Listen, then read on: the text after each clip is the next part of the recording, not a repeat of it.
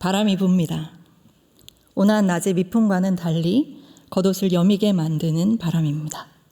한밤중 사람들이 모두 집에서 쉼을 갖고 있는 시간에 이 사람은 조심스럽게 길을 살펴 어느 집 문 앞에 섰습니다. 그 기이한 사람이 궁금해서 남몰래 알아본 결과 그가 머물고 있는 집을 찾아올 수 있었습니다. 밤길을 걸어오는 내내 내가 지금 이래도 되나 하는 생각이 머릿속에서 스멀거렸지만 그보다 억누를 수 없는 호기심에 사로잡혀서 여기까지 왔습니다. 문 앞에 서서 심호흡을 하고 문을 두드리자 안에서 누군가 문을 엽니다. 아마도 그와 함께 다니는 제자 중에 하나였을 겁니다. 그는 문 앞에 선 사람을 보고 깜짝 놀란 눈치입니다. 그럴 수밖에요. 집 문 앞에 유명한 정치인이자 종교 지도자가 난데없이 서 있으니 예산 일은 아니죠. 그래도 허둥거리지 않고 묻습니다. 무슨 일로 오셨을까요? 당신의 선생님을 만나러 왔습니다. 그의 안내로 집 안으로 들어갑니다. 마침내 그 기이한 사람 앞에 섭니다. 가장 큰 명절에 셀 수 없이 많은 사람들이 모인 그 예루살렘 성전을 발칵 뒤집은 인물.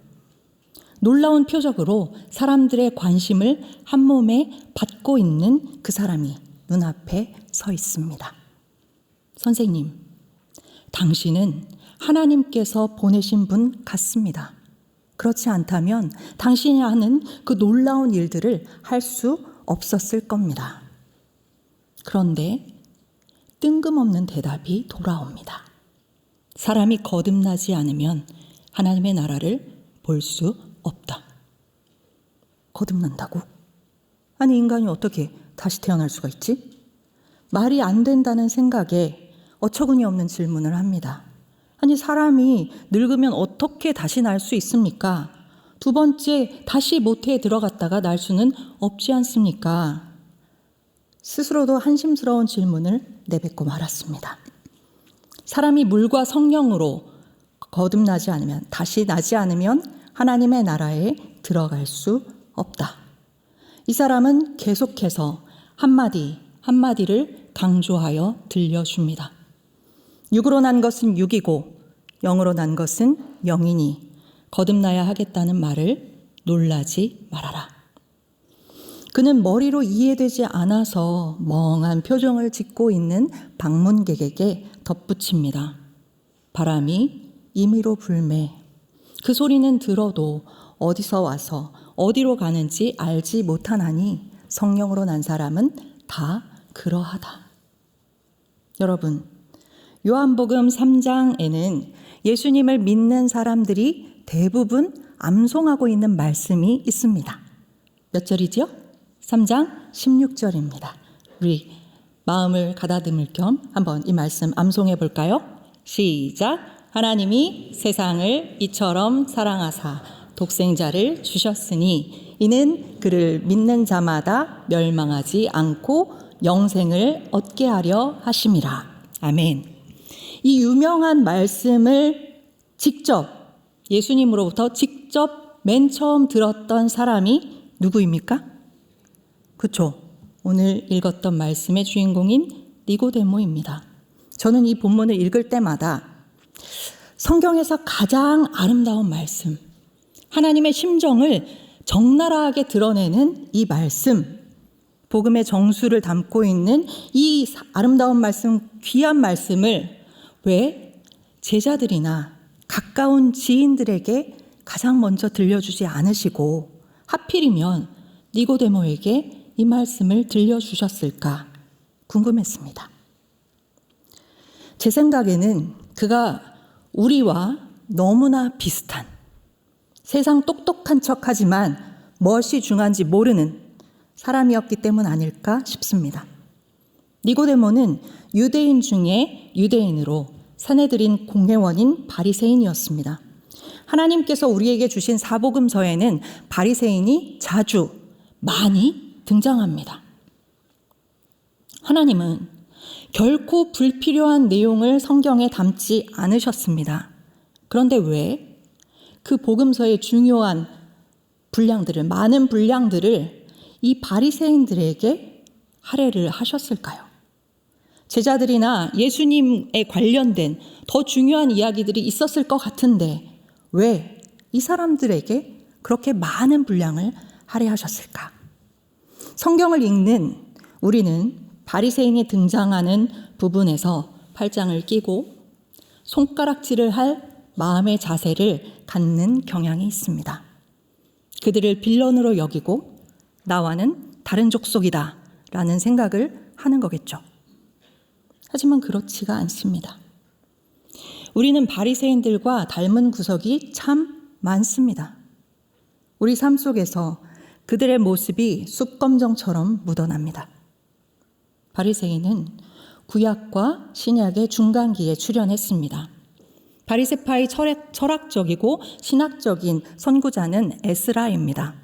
그는 자기를 따르는 서기관들에게 기준을 정해주고 그리고 이 율법을 치열하게 지키라고 가르쳤습니다. 에스라 7장 10절 말씀 우리 함께 읽겠습니다. 시작.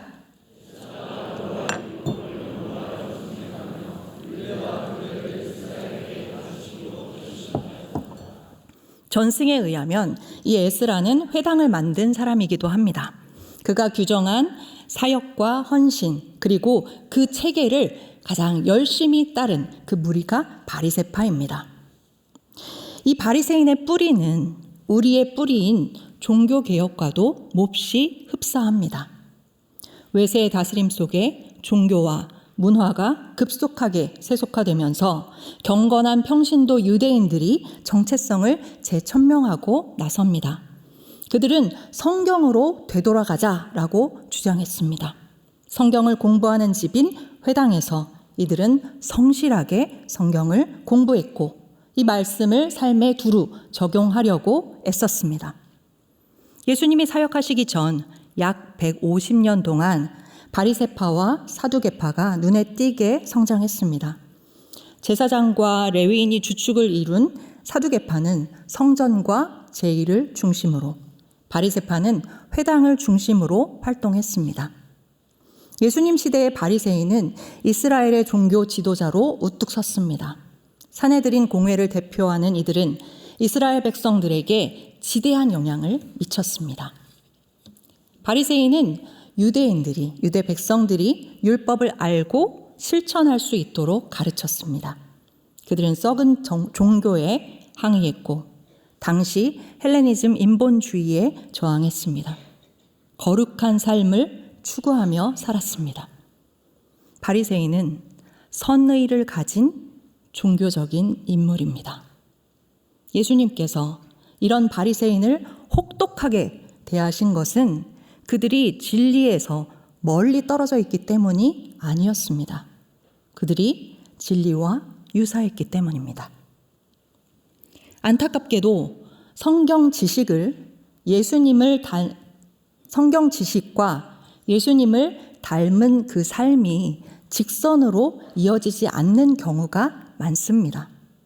사람은 자신의 영적인 현주소를 성경 지식으로 대체하려는 성향을 갖고 있습니다. 그래서 말씀을 아는 것으로 만족하고 왜곡하고 또 잘못 적용합니다. 바리새인들은 누구보다 구약 성경을 아는 지식에 능통했던 사람들이었지만 인간으로 오신 하나님을 알아보지 못했습니다. 니고데모는 거듭나지 못한 사람들의 특징을 보여줍니다. 그 특성을 몇 가지만 생각해 보겠습니다. 거듭나지 않은 사람은 영적으로 어둠 속에 거합니다. 니고데모는 밤에 예수님을 찾아옵니다. 산헤드린 공회원인 니고데모는 저명한 사람입니다. 그래서 무언가를 묻기 위해서 자기보다 젊은 사람을 찾아간다는 것이 몹시 부담스러웠을 겁니다. 그래서 사람들의 눈을 피해서 그 어떤 손해도 감당하고 싶지 않아서 밤이라는 시간을 선택한 것 같습니다.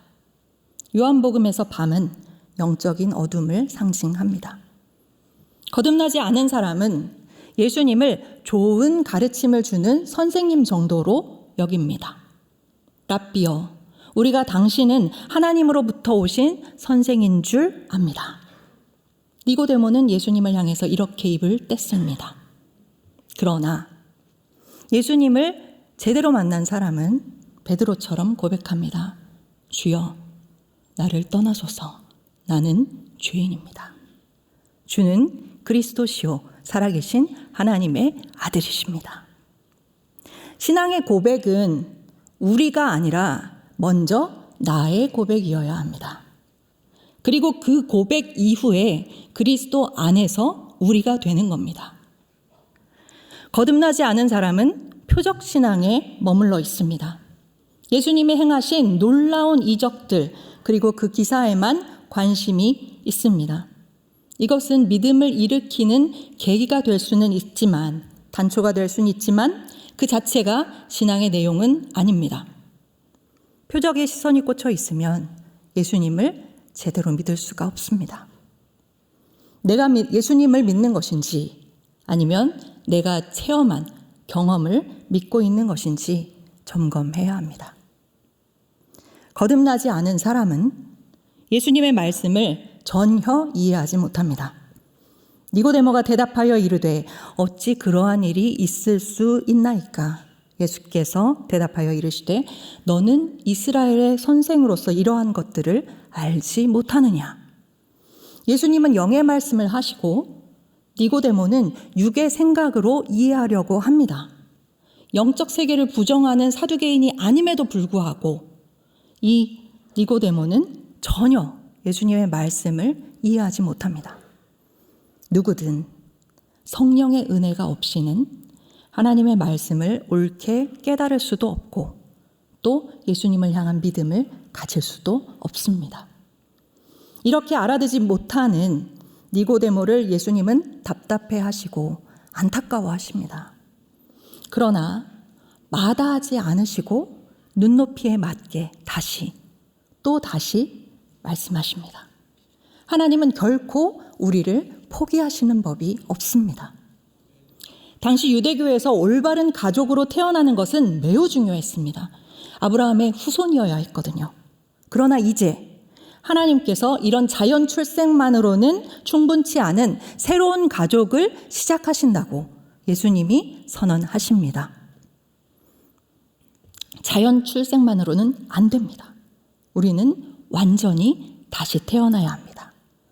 위로부터 태어나야 합니다.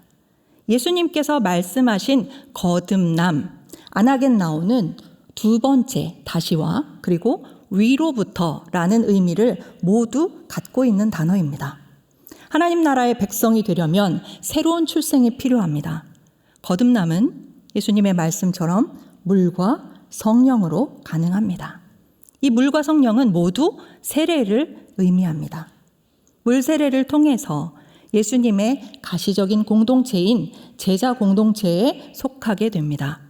그리고 성령 세례를 통해서 내면에서 샘물처럼 솟아나는 새로운 생명, 그 생명을 선물로 받습니다. 거듭남이 없이는 하나님의 나라를 볼 수도 없고 또 그 나라에 들어갈 수도 없습니다. 이 세례 의식은 라틴어로 사크라멘툼입니다. 이것은 로마의 충성 의식과 관련이 있습니다. 로마인들에게 사크라멘툼, 이 충성 맹세는 굉장히 엄중한 것이었습니다. 권위 앞에서 자신의 말을 반드시 지키되 맹세에 대한 대가로 목숨을 내놓겠다라는 생명을 건 약속입니다. 이 사크라멘툼을 한 사람들을 사케르, 구별된 자들로 불렀습니다. 그들은 거룩한 충성의 맹세를 바쳤기 때문에 자신이 더 이상 자기의 것이 아니었습니다. 그리스도인들에게 세례도 마찬가지입니다. 이는 일시적인 선택이 아닙니다. 공개적인 서약이고 과거와의 결정적 단절입니다. 하나님 앞에서 그리고 형제된 성도들 앞에서 그리고 적대적인 세상 앞에서 예수님을 향해 충성을 약속하는 엄중한 맹세입니다. 그런데 안타깝게도 우리는 이 서약을 했음에도 불구하고 하나님의 진리에 맞추어서 내 욕망을 길들이려고 하지 않습니다. 오히려 내 욕망에 하나님의 말씀을 끼워 맞추려고 합니다. 예를 들어 동성애를 옹호하는 그리스도인들처럼 말입니다. 이는 극단적인 예이지만 우리 삶 가운데 얼마나 많은 부분에서 이 같은 억지를 부리고 있는지 살피고 돌아서야 합니다. 우린 더 이상 나 자신의 것이 아니기 때문입니다. 이에 대해서 성 어거스틴은 엄중하게 경고했습니다.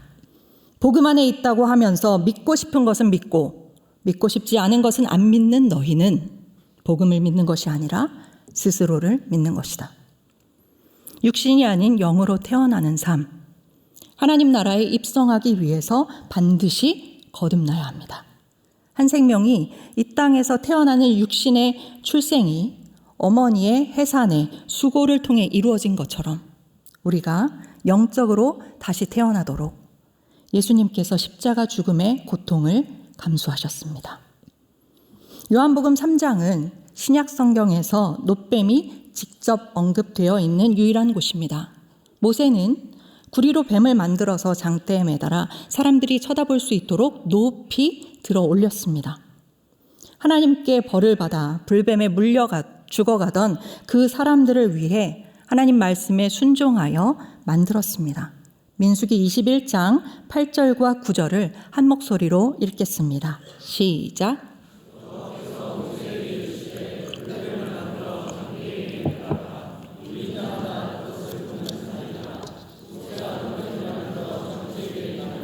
뱀에게 물린 자가 놋뱀을 쳐다본 즉 모두 살더라. 아멘. 누구든지 이 장대에 달린 뱀을 본 사람은 생명을 얻었습니다. 예수님은 이 사건을 언급하시면서 인자도 높이 들려야 그분을 믿는 모든 사람이 영생을 얻을 수 있다고 말씀하십니다. 인류 전체가 죽음이라는 질병에 걸렸기 때문입니다. 이 유일한 치료책은 십자가에 달려 돌아가신 인자를 보고 그를 믿음으로 생명을 얻는 것뿐입니다. 십자가를 바라볼 때 우리가 발견하는 것은 우리를 집요하게 물고 늘어지는 악의 결과입니다. 예수님은 십자가에서 죄의 대가를 모두 치르셨고 그리고 사망의 권세를 물리치셨습니다. 주님이 3일 후에 무덤에서 부활하셨기 때문에 십자가에 달려있는 것은 죄와 죽음뿐입니다. 그리고 십자가를 통해 우리가 보는 것은 죄와 죽음을 처리하기 위해서 하나님께서 선택하신 방법입니다. 예수님께서 십자가에 죽으심, 그것은 하나님의 사랑하심의 온전하고 극적인 표현이었습니다. 존 스토트 목사님의 말처럼 죄의 본질은 인간이 하나님의 자리를 대신하는 것이고 구원의 본질은 하나님이 친히 인간을 대신하신 것입니다. 예수님의 십자가는 하늘과 땅 사이에 세워진 유일하고 완전한 사다리입니다. 하나님은 이처럼 세상을 그리고 우리를 사랑하십니다. 아들이신 예수님을 십자가에 죽게 하실 만큼 우리를 사랑하십니다. 또 그만큼 죄를 미워하십니다. 구원받기 위해 우리가 할 수 있는 것은, 우리가 할 수 있는 전부는 이스라엘 백성들이 그랬던 것처럼 예수님을 바라보는 것입니다. 구원하시는 하나님의 사랑이 주님 안에서 온전히 나타난 것을 깨닫고 예수님을 믿어야 합니다. 우리는 이 은혜를 받은 사람입니다. 맞습니까? 십자가의 이 은혜는 하나님의 사랑을 더 받기 위해서 우리가 할 수 있는 일이 아무것도 없다는 의미입니다. 또 무엇으로도 우리를 향하신 하나님의 그 크신 사랑을 약화시킬 수 없다라는 뜻입니다. 그 밤 예수님과 헤어져서 돌아가는 니고데모는 어떤 마음이었을까요? 미세한 그러나 묘한 바람이 그 밤 니고데모의 마음 가운데 불어왔습니다. 예수님과의 만남이 그에게 지속적으로 영향을 미쳤던 것은 분명합니다. 요한복음에서 이 니고데모를 다시 만나게 된 것은 7장입니다. 이제 니고데모는 마음에 휘몰아치는 회의의 바람을 경험합니다. 내가 서 있는 이 자리가 맞는가? 자신이 속한 무리에 어리석음이 너무나 크게 부각되는 사건을 통해서 그는 고민합니다. 때는 초막절입니다. 초막절은 하나님을 기억하여 감사하는 가을의 절기입니다. 우기가 시작되기 전 건조한 날씨가 이어집니다. 제사장들과 백성들은 제단을 돌면서 시편의 말씀으로 하나님께 기도합니다. 여호와여 구하옵나니 이제 구원하소서. 여호와여 우리가 구하옵나니 이제 형통하게 하소서. 그 큰 명절의 마지막 날에 예수님께서 말씀하십니다. 누구든지 목마르거든 내게로 와서 마시라. 나를 믿는 자는 성경의 이름같이 그 배에서 생수의 강이 흘러나리라. 이사야를 비롯한 선지자들은 이렇게 선포했습니다. 오호라 너희 목마른 자들아 물로 나아오라. 돈 없는 자도 오라. 너희는 와서 사 먹되 돈 없이 값 없이 포도주와 젖을 사라. 선지자들은 먹이시고 마시게 하는 하나님을 찾으라고 그렇게 외쳤습니다. 그러나 예수님은 내게로 오라라고 말씀하십니다. 예수님으로 말미암아 예수님의 이 말씀 때문에 논쟁이 일어납니다. 대제사장과 바리새인들은 아랫사람들을 시켜서 예수님을 잡아오라고 명령합니다. 그러나 그 말을 따르지 못한 사람들이 말하죠. 이제까지 그 사람이 말하는 것처럼 말한 사람은 없었습니다. 그 말을 듣고 지도자들이 격분합니다. 너희도 미혹되었느냐? 당국자들 중에 바리새인들 중에 그를 믿는 자가 있느냐? 율법을 알지 못하는 이 무리는 저주를 받은 자로다. 이 극단적인 반응을 보고 니고데모가 말합니다. 우리 율법은 사람의 말을 듣고 그 행한 것을 자세히 살펴보기도 전에 그를 먼저 심판하는가? 그의 말에 대제사장과 바리새인들이 득달같이 달려들어서 그를 무시하고 또 판단합니다. 이 장면에서 니고데모는 적어도 중립적인 입장처럼 보입니다. 아마도 이 사건이 그로 하여금 자기 동료들에게 반감을 갖게 하고 또 예수님을 향해서 온전한 믿음으로 나아가게 하는데 영향을 주었을까라고 생각됩니다. 그들은 예수님의 말씀에 주의를 기울여서 듣거나 또 그분이 하시는 일을 자세히 살펴보지도 않은 채 예수님을 정죄했기 때문입니다. 안타깝게도 오늘날 많은 사람들이 복음을 이렇게 대합니다. 우리는 사람들이 제기하는 비난의 오류를 지적할 수 있어야 합니다. 그저 침묵해서는 안 됩니다. 나는 그럴 용기가 없다고 생각되십니까? 우리는 영적 목마름을 인정하고 예수께 나아온 사람들입니다. 예수님을 믿는다면 내 안에 이미 생수의 강이 흐르고 있습니다. 아멘이신가요? 예수님의 말씀은 평범한 모든 사람들에게 주신 약속입니다. 우리의 감정이나 상태가 아니라 예수 그리스도의 약속을 신뢰합시다. 성령의 음성에 순종합시다. 내주하시는 성령께서 지혜를 주시고 권면하시고 또 인도하실 겁니다. 성령을 구하지 않고 그 음성에 귀를 기울여 순종하지 않기 때문에 우리의 삶에 변화가 일어나질 않습니다. 예전에는 죄의 종이었기 때문에 선택의 여지가 없었습니다. 그러나 이제는 다릅니다. 성령의 강이 우리의 심령 가운데 더 강하게 흐르기를 기도하십시오. 예수님께서 약속하셨습니다. 너희가 악한 자라도 좋은 것으로 자식에게 줄 알거든 하물며 하늘에 계신 너희 아버지께서 구하는 자에게 좋은 것을 주시지 않겠느냐.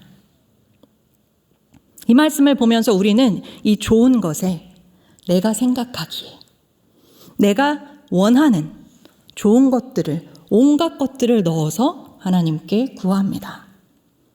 그러나 예수님께서 말씀하신 좋은 것은 우리의 욕구와는 다릅니다. 이 같은 오해를 갖지 않도록 다른 복음서에서 예수님이 분명하게 말씀하셨습니다. 누가복음 11장 13절 함께 읽겠습니다. 시작.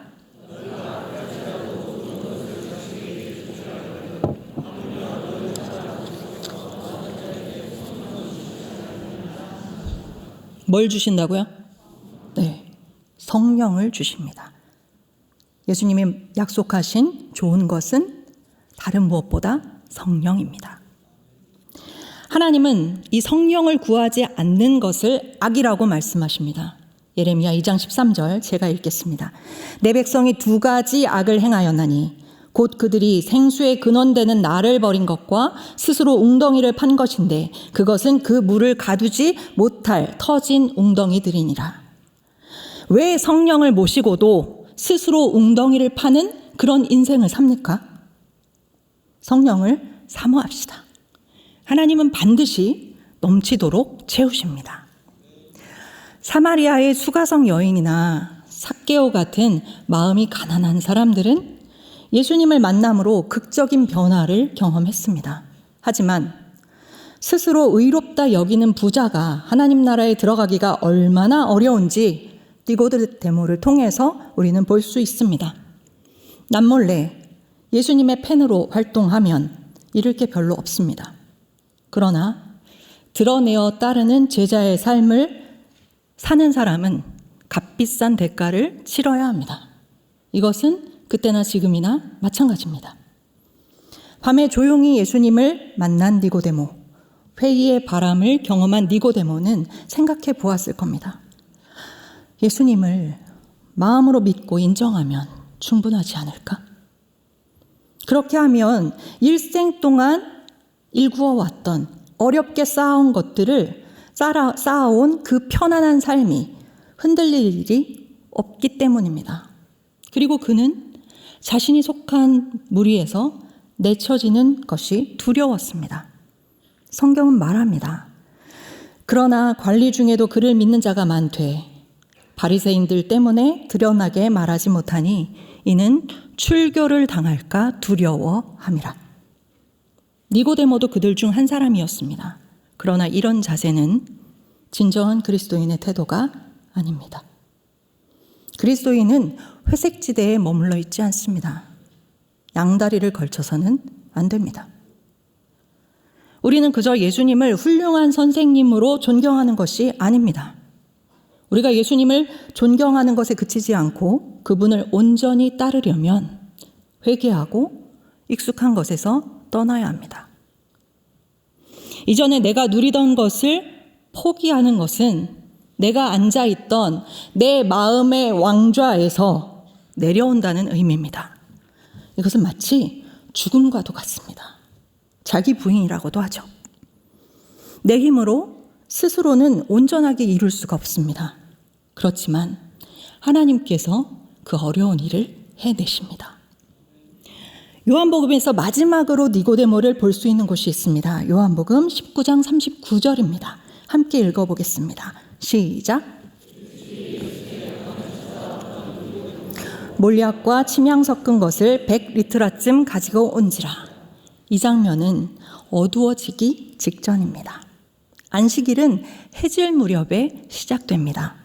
그래서 안식일이 시작되기 전에 예수님의 시신을 묻어야만 했습니다. 마침내 그 일이 이루어졌습니다.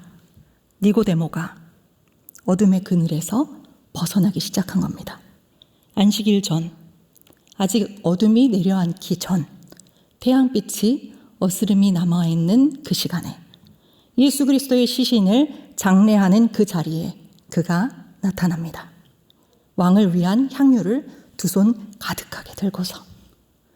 제자들은 두려움에 또 근심에 쌓여서 숨어버렸고, 대적들은 축배를 들고, 수많은 사람들은 각기 안식일을 준비하는 그 시간에 말입니다. 니고데모는 드디어 빛 안에 거하기 시작합니다. 그의 신앙은 성장하기까지 시간이 좀 걸렸습니다.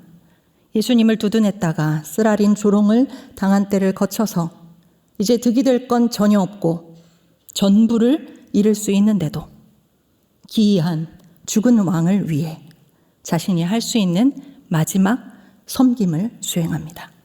있어야 할 시간에, 있어야 할 자리에 있는 사람은 아름답습니다. 하나님이 그 일을 이루어 가십니다. 우리가 인생의 귀한 시간을 주님과 함께하고 그분으로 인해서 기뻐하고 또 각자에게 청하신 자리에 있게 만드십니다. 하나님은 전심으로 그 일을 이루십니다. 이 말씀을 준비하면서 태양의 후예라는 판타지 드라마가 생각이 났습니다. 남자 주인공의 대사가 인상적이었어요. 그 어려운 걸 자꾸 해냅니다. 내가. 마치 하나님의 속삭임이 들리는 듯 했습니다. 그 어려운 걸 해낸단다. 내가. 하나님 말씀 버전으로 같이 읽어볼까요? 마가복음 10장 27절입니다. 같이 읽겠습니다. 시작. 예수께서 그들을 보시며 이르시되 사람으로는 할 수 없으되 하나님으로는 그렇지 아니하니 하나님으로서는 다 하실 수 있느니라. 아멘. 이제 하나님의 은혜가 임한 결과가 드러납니다. 성령의 바람의 흔적이 나타납니다. 아리마대 출신 요셉은 예수님의 시신을 받아서 준비한 새 무덤에 모셨고 니고데모는 몰약과 침향을 섞은 향유를 들고 왔습니다. 100리트라는 베다니에서 마리아가 예수님의 발에 부었던 그 향유의 양의 100배 정도 됩니다. 무려 32kg 정도 된다고 합니다. 참으로 왕의 장례에 사용할 만큼의 양입니다. 사뭇 다른 이유에서였지만 이 두 사람은 빌라도가 쓴 명패에 동의한 겁니다. 나사렛 예수, 유대인의 왕. 이스라엘의 왕이 있다면, 내가 섬길 왕이 있다면 이분이야말로 그분이시다 라고 말이죠. 예수님께서 재판받으시던 밤 사람들이 불을 쬐려고 모일 만큼 추웠습니다. 그 서늘한 꽃샘바람이 니고데모의 영혼에 불었습니다. 아리마대 요셉과 니고데모는 정말 많은 고민을 했을 겁니다. 아리마대 요셉 역시 산헤드린 공회원이고 부자였습니다. 다른 유대 지도자들은 안식일을 온전히 지키기 위해서 예수님을 빨리 죽여달라고 요청했습니다. 그들은 이 양심이 마비되어서 하나님의 아들을 십자가에 못 박아 죽였지만 형식적인 종교 행위, 전통 의식은 남달리 지키려는 위선을 행합니다. 오늘날도 마찬가지입니다. 너희가 여기 내 형제 중에 지극히 작은 자 하나에게 한 것이 곧 내게 한 것이다 라고 분명하게 말씀하셨는데도 불구하고 가족과 이웃은 돌아보지 않으면서 예배와 절기만 지키는, 그것만 중하게 여기는 열심인 사람들이 있습니다.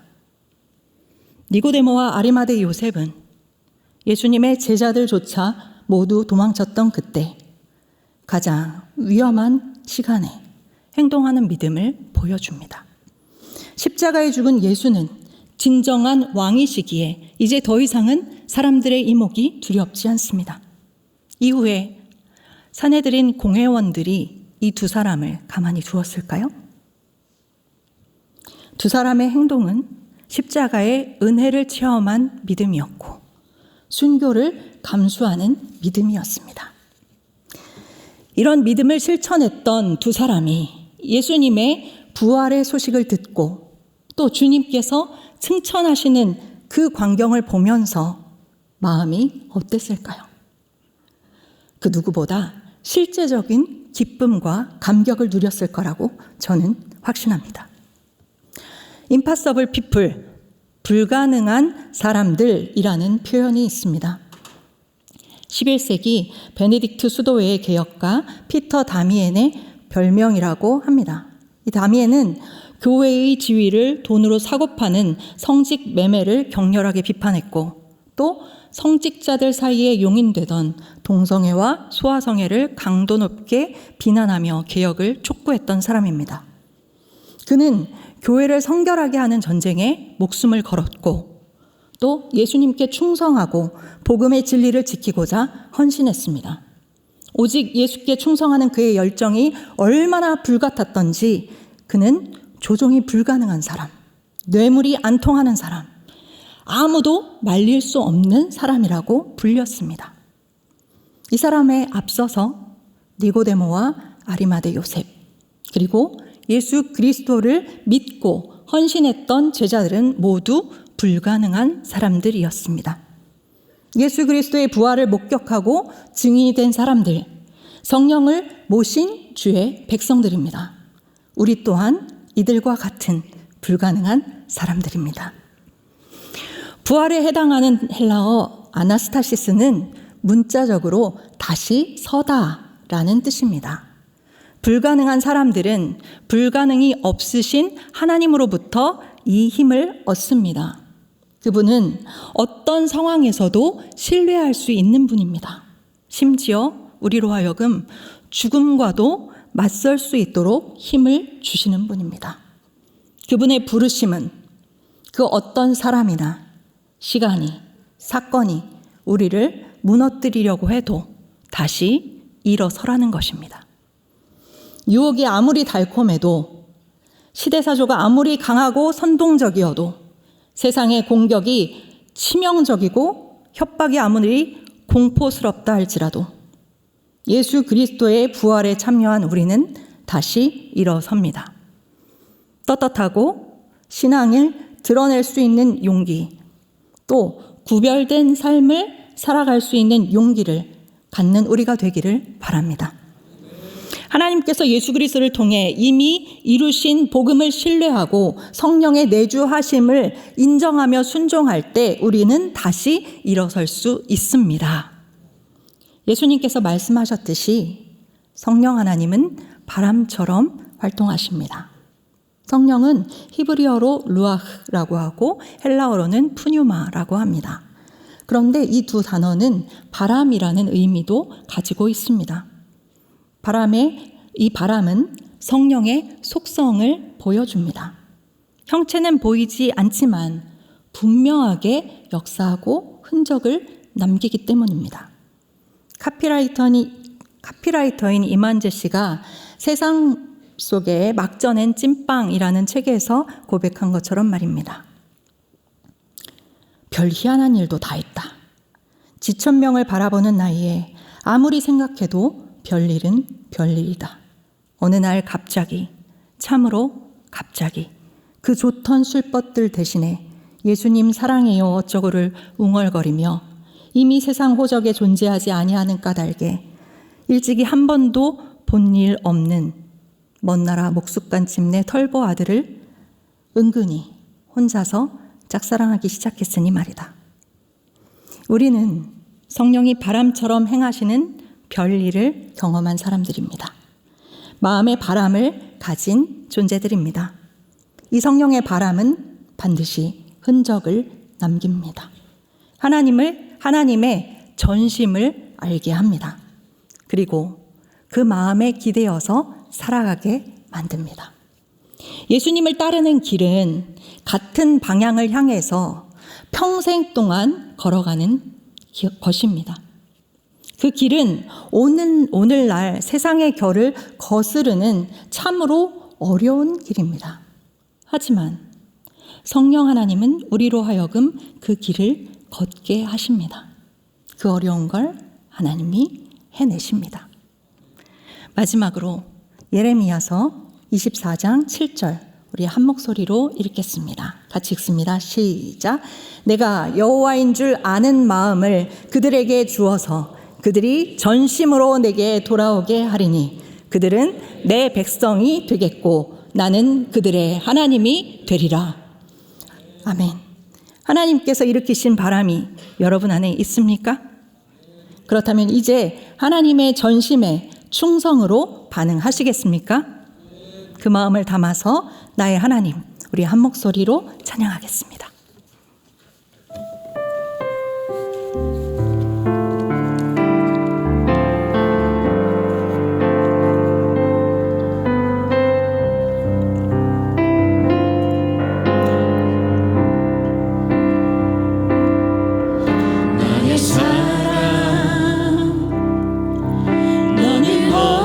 예쁘고 참 귀하다. 어느 보석보다 귀하다. 내가 사랑스럽지 않을 때 너를 온전히 사랑하고 너와 함께하려 내가 왔노라. 주의 사랑, 이 사랑은 결코 변치 않아. 모든 계절 돌보시네. 푸른 마르고 꽃은 시드나 주의 말씀은 신실해. 실수가 없으신 주만 바라라. 주님의 나라와 뜻이 나의 삶 속에 임하시며 주님 알기를 주만 보기를 소망해.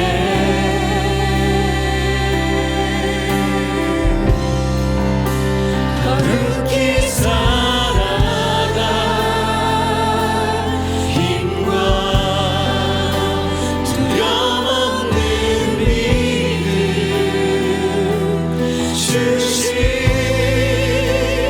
나의 하나님. 완전한 사랑 찬양해.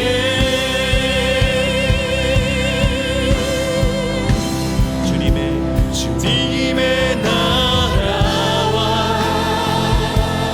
뜻이 나의 삶 속에 임하시며 주님 알기를 주만 보기를 소망해.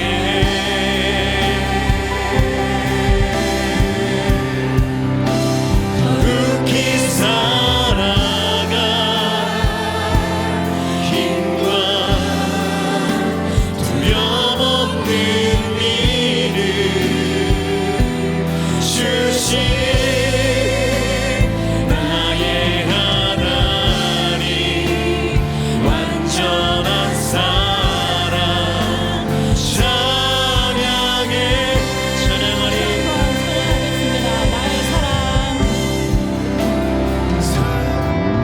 나의 사랑,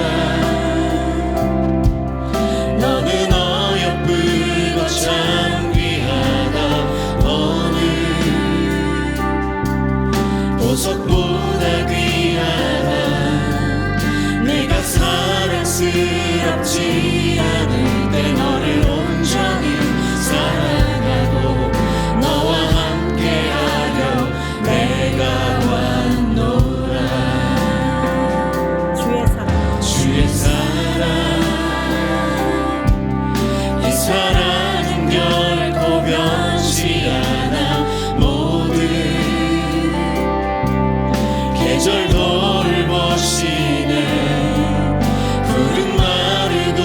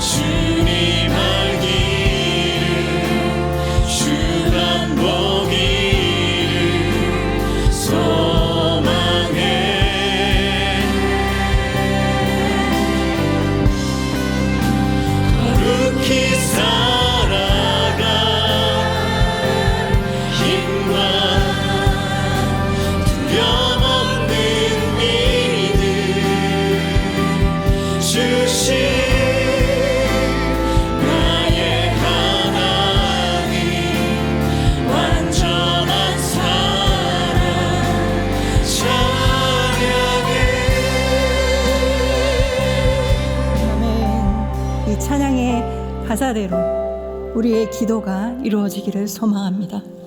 하나님, 이 시간 여러분의 심령 가운데 성령께서 말씀하시는 그 음성에 귀를 기울이시기를 간절히 소망합니다.